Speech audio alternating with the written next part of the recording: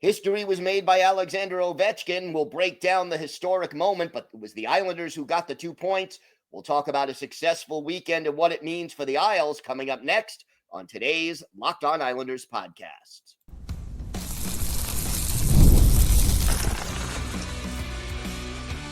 Your Locked On Islanders, your daily podcast on the New York Islanders.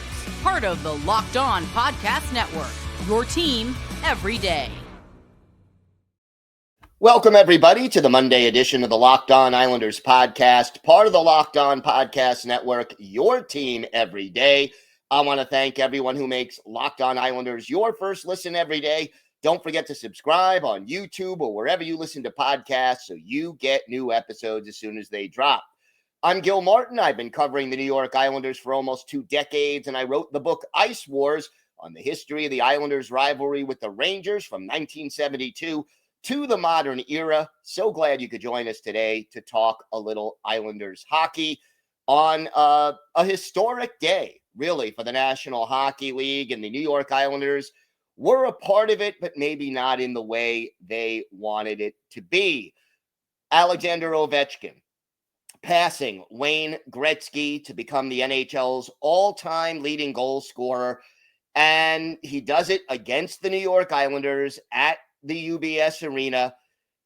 I got to say, this was an historic moment, and it was handled with class by the league, by the Islanders organization, especially by Wayne Gretzky and by Alexander Ovechkin.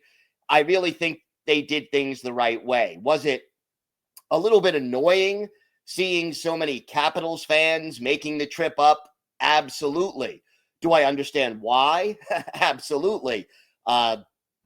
Season ticket holders could have, snagged a pretty penny for those tickets. And obviously with the Islanders' playoff hopes dwindling, that was a way to make back some money if they didn't necessarily want to see Ovechkin break the record. So, yeah, a lot of Capital fans there. And unfortunately, this is going to be the most memorable moment from this season for the New York Islanders, where we're going to see the replay of that goal really for a very long time. I mean, it took 31 years for Ovechkin to pass Gretzky. And now, let's say 31 years from now, could be more, could be less. When someone does pass Alexander Ovechkin, this video of this goal is going to be shown constantly between now and then, anytime they mention the record and a bunch of, shows and video compilations of Ovechkin's career, of all-time NHL moments, etc., etc. Ironically, also, the very first goal scored by Alexander Ovechkin on Ilya Sorokin, his countrymate, and, Sorokin making history, but probably, again, not in the way he wanted to. Gotta hand it to Wayne Gretzky. He really, he was classy all the way. And the thing I loved about it, from an Islanders perspective, is hearing Wayne Gretzky say, hey, mentioning Al Arbor and Bill Torrey and all the tight games and historic games he had at the Nassau Coliseum, even though obviously that building is no longer used for NHL hockey. But just really good to hear him mention the Islanders and the history of the Islanders and where, how much that meant to him in his career. And, touching and hearing him say, yeah, I spent time with Brian Trottier and Butch Goring before this game. All of that very, very touching and very, very appropriate for the moment. And then Gretzky, again, handling it with class. His wife and he getting a gift for Ovechkin's wife, and ribbing Capitals owner Ted Leonsis about, a Rolls Royce or a, big fancy car that Gretzky got when he passed the record. So I think Gretzky handled it with dignity, as did Commissioner Gary Bettman, who I don't say nice things about all that often, and as did Alexander Ovechkin. And as far as I'm concerned, you don't want to be the goalie or the team that history is made against. that is, never your goal. But at the same time, it added electricity at the arena that hasn't been there all year. I mean, you're going to ask me what game had the most intense atmosphere of any game this season at UBS Arena? It's got to be this one. History was made. And yet the Islanders were, sort of incidentally involved in this moment. But here's the plus side. Yes, Ovechkin gets his record and he gets it against the Islanders, but the Islanders got the 2 points. And, in the long run, Ovechkin was going to get the record, barring a catastrophic injury, whether it happened Sunday against the Islanders or in the Capitals' next game, or even if it had to wait until next season. Little doubt that he was going to break the record. And yet he ends up, breaking it and, smashing it. Let's be honest. And, the game stopped probably for about 45 minutes, was it? And it was almost like the rest of the game was an afterthought. But again, this is the equivalent of Hank Aaron breaking Babe Ruth's home run record back in 1974, where, this is the all-time mark. Now, yeah, okay, Gretzky scored some more goals in the WHA, as did Gordie Howe, but this is the NHL record, so you can't count those. And, like I said, this is one of the most coveted records in hockey history, and I think the way it was handled by all involved was absolutely appropriate. And yeah, the game took longer and it was difficult at times to watch because the celebration on Islanders ice was not for an Islander. But Alexander Ovechkin, one of the best ever to lace up a pair of skates. And congratulations to him, to his family, to his teammates. And, again, everything handled with dignity, class, taste, and the Islanders still won the hockey game. So I'll take it.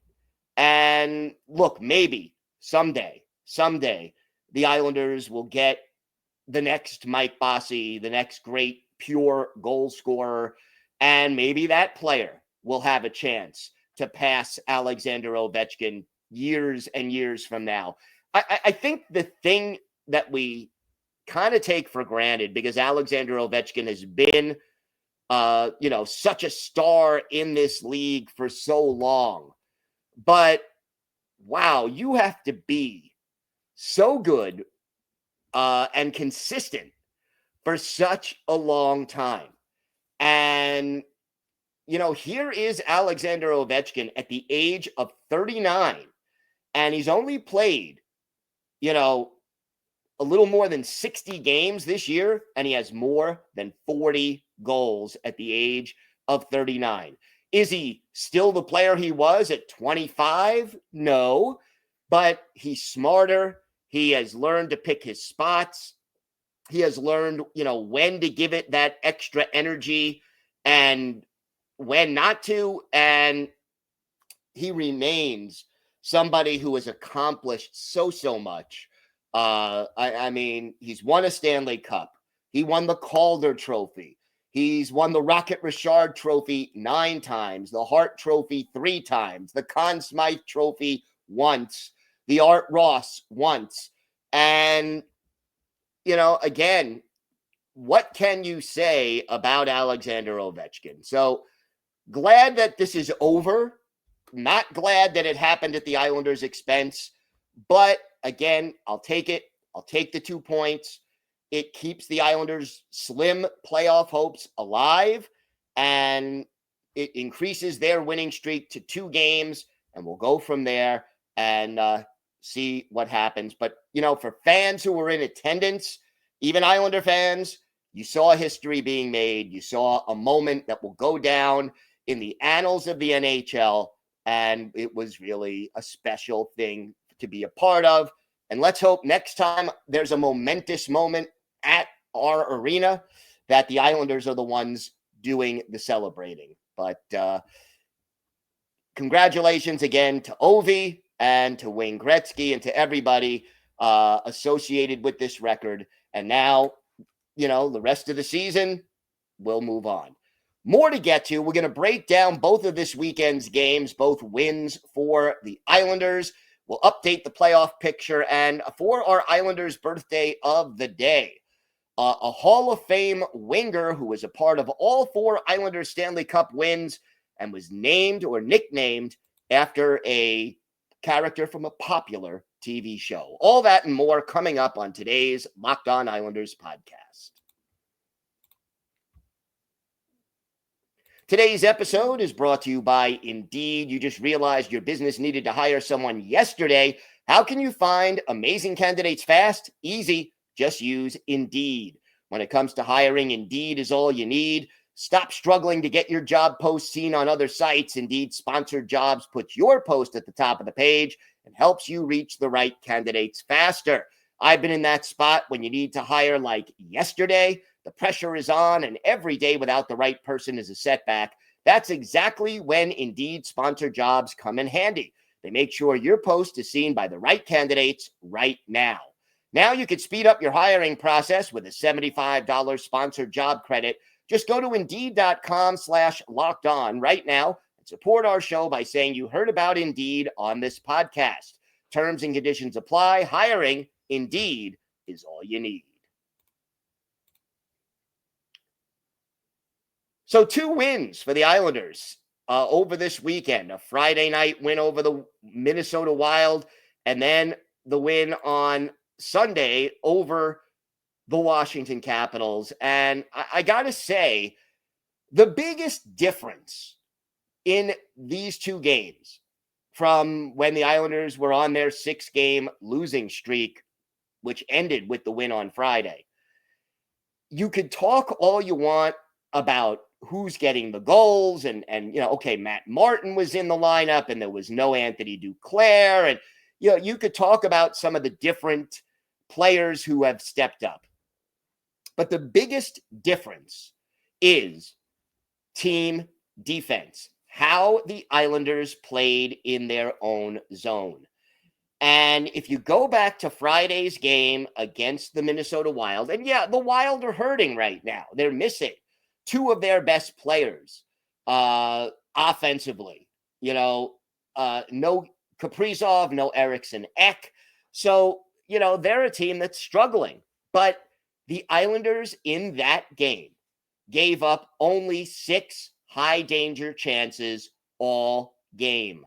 And if you look at that shot chart, most of the shots that the Wild were able to take and get on net came from the point or from behind the face-off dots, and that made it easier for Ilya Sorokin to see them, to stop them.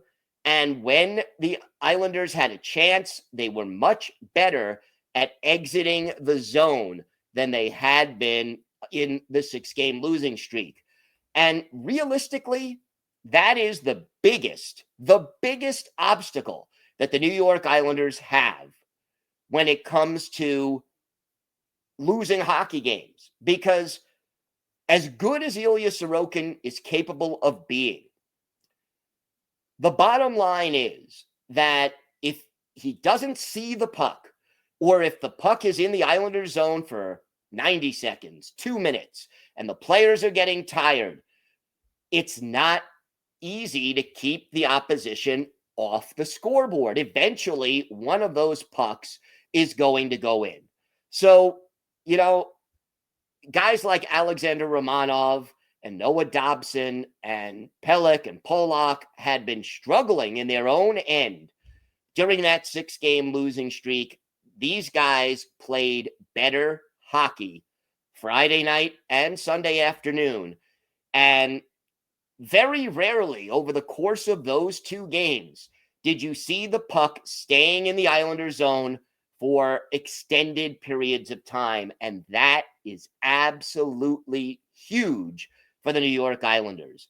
You could get away with not being in the top half of the league in scoring. Obviously, special teams still need to be better. I'm not going to deny that is a key to success for this team. But the most important thing in my mind is that the Islanders were able to clear the puck out of their zone, whether they passed it out, skated it out. They won more 50-50 puck battles, and they did not keep retreating and allowing the opposition to gain the zone with time and space and create coming into the zone. You do that consistently, and it's something this team hasn't done all year, you're going to win more often than you're going to lose. And you add a power play goal by Noah Dobson, always something welcomed. You don't give up any power play goals, so the special teams at least did their jobs. And got to give a shout out, by the way, to Simon Holmstrom with his 18th goal of the year. It was really good to see him closing in on 20 and playing well. And Maxim Siplikov, who moved up from the fourth line to the second line, looked pretty good doing that. Ended up having an assist against the Wild. And again, that's what you want to see. You want to see when guys are given the opportunity to step up, that they absolutely get it done. So got to be happy with that. Hero of the game from Friday, I'm going to go with Ilya Sorokin for his solid goaltending, 27 saves and 28 shots. And no go to the game for that one. I just think that was one of the more even efforts that the Islanders have had. And again, you got to give credit where credit is due when you put together that kind of an effort and you get the win. Now, Sunday against the Capitals, it was tough because, I think in one respect, the fact that Ovechkin broke the record or came into the game on the verge of breaking the record helped the Islanders. Why? Because once Ovi got the record, it was like the Capitals as a team and Alex Ovechkin exhaled. And it was like, hey, we did it. We accomplished this major thing, this record that everyone's been talking about for most of this season, if not beyond. So I think that was almost a distraction for the Capitals. Washington did not need the 2 points. The Islanders did, if you're still holding on to those slim playoff hopes. And the focus for the Capitals was, can we get Ovechkin that historic goal? Where the focus for the Islanders was, let's win the hockey game. And I think that was important. Obviously, again, playing well in your own zone, a major, major difference. I give the Islanders credit. Tom Wilson at one point pushing the visor off of J.G. Pajot's helmet. Did not get called for that penalty during a scrum, but the Islanders did not take the bait. And again, they played a solid all-around game. Matt Martin getting an assist in his second game back in the lineup. Again, am I advocating that Matt Martin be a permanent part of the team's future? No, but am I happy to see a great Islander contribute and get back into the game now? Yes. And, kudos to Mark Gatcomb, who outscored Alex Ovechkin 2-1 in this game. His first career 2-goal effort, and another solid effort for Sorokin, 28 saves and 29 shots. And again, defensively, the Islanders just played smart and got enough done to win. Yeah, the one goal they allowed was a power play goal by Alexander Ovechkin. Okay, I get it. But again, the Islanders playing a solid game. Gotta love the effort by Bo Horvat throughout this game, including his goal. J.G. Pajot getting a goal that was reviewed and then counted. And then Gatcomb with 2 assists by Kyle McLean. The fourth line, I'll tell you, Mark Gatcomb has added juice to the fourth line since he joined the New York Islanders. He brought the physicality that this team still lacks, but lacks less with Mark Gatcomb in the lineup. He goes out there and delivers hits. He hustles. I think he has woken up Kyle McLean, who kind of struggled a little bit throughout most of this season. I think Gatcomb has helped reawaken McLean to an extent. And now you add Matt Martin, and there's more physicality to that fourth line. And if Siplikov remains there, and I don't think he's coming back to the fourth line right away, but they can even score a little bit. So, surprise, surprise, right? Mark Gatcomb right now, he has 8 goals in 33 games. That puts him on pace over 82 games for about 18 goals. And I'm not saying he's necessarily going to keep that kind of a pace up if he does play a full season, but it's nothing to sneeze at. You give me 18 goals from a fourth line winger playing 8 or 9 minutes a game, and he adds physicality and forechecking ability and tenacity. I will take that any day. So quietly, Mark Gatcomb has been a great addition to the New York Islanders, and it's great to see this kid playing well and getting that first multi-goal game of his career. Hero of the game, got to go with Mark Gatcomb. How can you go with anybody else with the 2 goals? And go to the game on this one. Let's make GOAT Alexander Ovechkin and use the newer definition of GOAT in this particular case. Got to give him credit. It's disappointing that the Islanders gave up the goal, but let's recognize Alexander Ovechkin's career accomplishment and make him the GOAT of this particular game. All right. We've got more to get to on today's show. We will update the Islanders' playoff chances. Plus, we'll talk a little bit more about where this team stands heading in to the last 6 games of the year. We'll have our Islanders birthday of the day, all that and more coming up on today's Locked On Islanders podcast. Today's episode is brought to you by Monarch Money. Ever check your bank account and wonder, where did all my money go? Between dining out, online shopping, and entertainment, it's easy to lose track. That's where Monarch Money comes in, your personal CFO, giving you full visibility and control over your finances. Monarch Money isn't just a budgeting app, it's a complete financial command center. You can track all your accounts, investments, and spending in one place, so you stop just managing your money and start building wealth. When I started using Monarch, I realized just how much I was spending on food delivery. Now I budget smarter and save more. Instead of juggling multiple apps, you could use Monarch to check your finances, track spending, and even plan long-term goals. Managing money with your partner is smoother than ever. You could track shared and personal accounts, set goals, and stay on the same page without the stress. Take control of your finances with Monarch Money. Use code LOCKEDONNHL at monarchmoney.com for 50% off your first year. That's monarchmoney.com, code LOCKEDONNHL for half off your first year. So with the win, the Islanders keep their rather slim playoff hopes alive. And I am not going to all of a sudden, sit here and start to say, yeah, I think the Islanders are going to get it done, because it's not going to be easy. Money Puck, as of Sunday afternoon, has the Islanders with a 3.1% chance of making the playoffs. And even with this win, the Islanders are still 5 points behind Montreal. And there's basically 6 games left.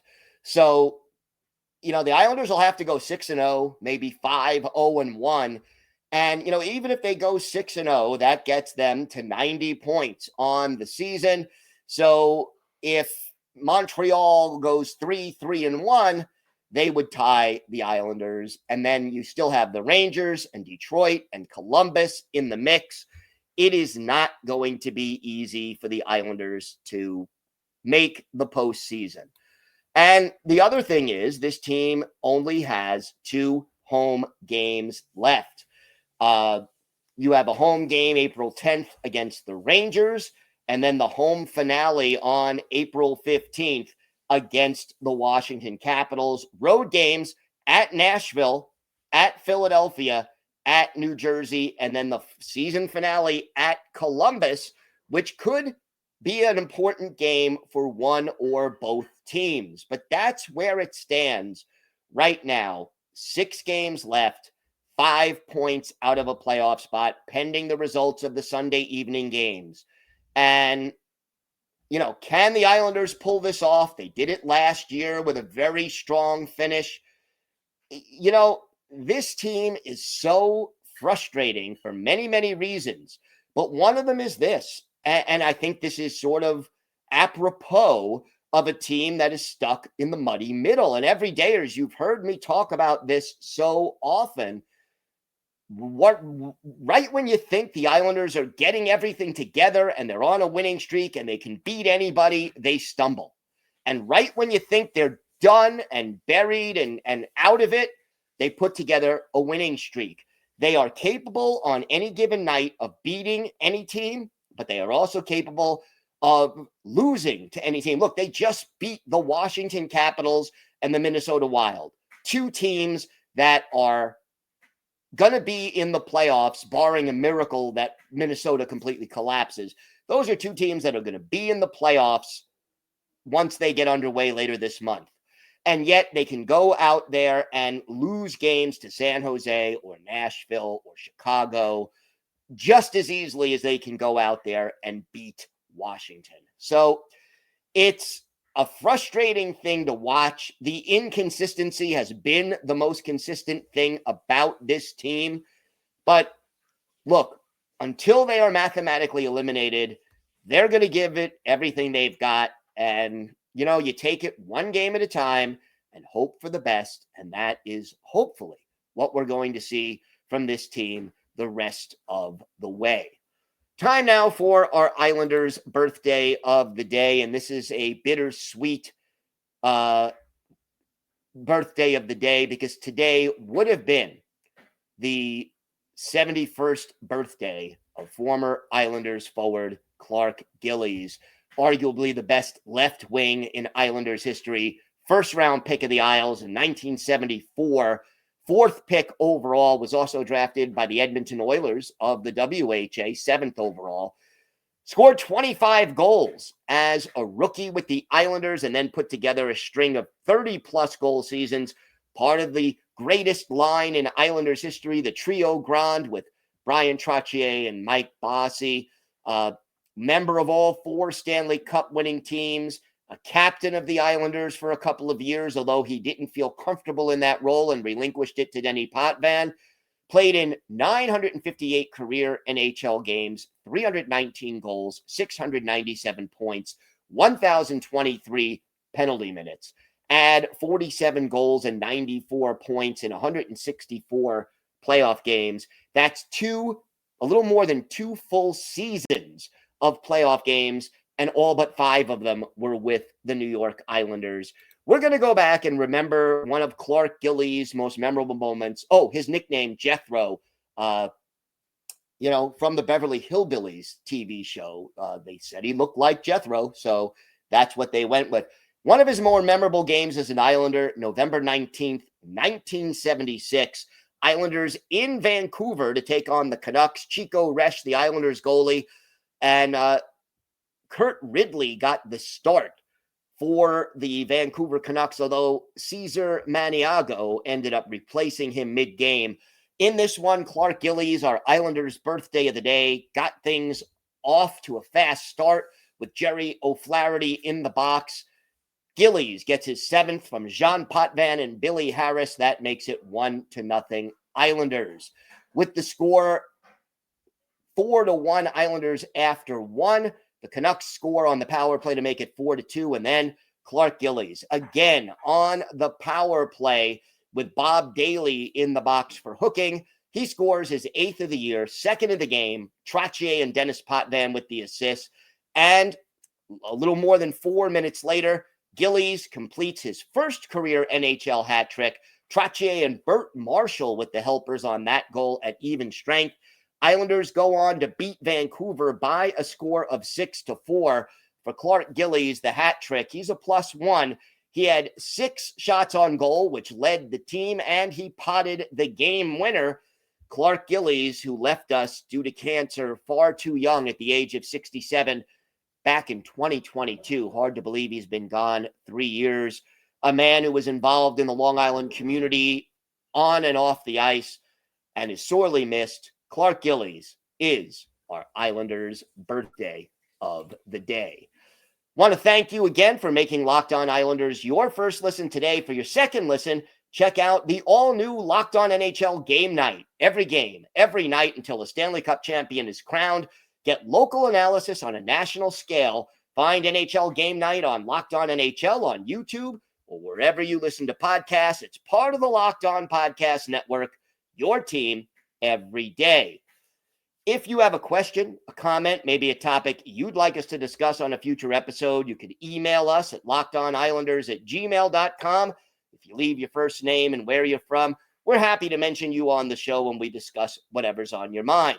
You could follow the show on X at Locked On Isles, and you could follow me, Gil Martin, on X at Ice Wars, NYR_VSNYI.